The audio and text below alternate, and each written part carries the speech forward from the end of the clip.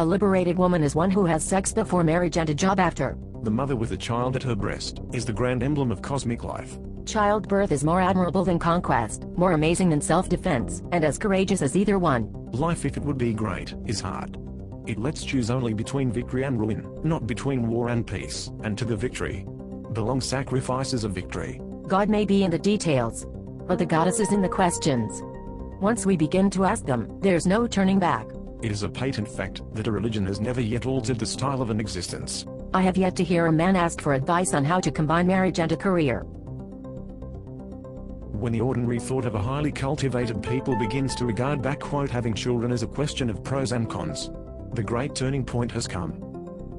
When reasons have to be put forward at all and a question of life itself has become questionable. Instead of children, the modern Ibsen woman, as soul conflicts, marriage is a craft art for the achievement of mutual understanding, at the last. Only the primitive blood remains, alive, but robbed of its strongest and most promising element. It is more rewarding to watch money change the world and watch it accumulate. And so in all the great decisions we perceive the intellect with its books and its meetings having the word, and money having all the advantages, and it is never ideas, but always capital, that wins. Logic is in the eye of the logician. None of this is accessible to a science of weights and measures. Planning ahead is a measure of class. The rich and even the middle class plan for future generations, but the poor can plan ahead only a few weeks or days. The hand-to-mouth life corresponds to the love that begins and ends in the satisfaction of the moment. Pornography is about dominance. Erotica is about mutuality. The age of Caesarism needed neither art nor philosophy. Pornography is the instruction. Rape is the practice, battered women are the practice, and battered children are the practice. Quite animal still is the trickery of woman towards man, and equally so the peasant's shrewdness in obtaining small advantages, both differing in no wise from the slyness of the fox, both consisting in the ability to see into the secret of the victim at one glance.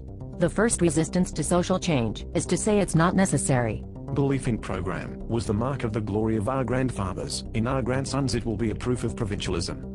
In its place is developing even now the seed of a new resigned piety, sprung from tortured conscience and spiritual hunger, whose task will be to found a new hither-side that looks for secrets instead of steel-bright concepts, and in the end, will find them in the depths of the second religiousness. Unless we include a job as part of every citizen's right to autonomy and personal fulfillment, women will continue to be vulnerable to someone else's idea of what need is. Universal human rights, freedom, and equality literature are abstractions, and not facts. We can tell our values by looking at our checkbook stubs. We now count money and heads, for the money census and the general franchise are alike bourgeois weapons, whereas an aristocracy does not count, but values, and votes not by heads, but by classes. Without leaps of imagination, or dreaming, we lose the excitement of possibilities.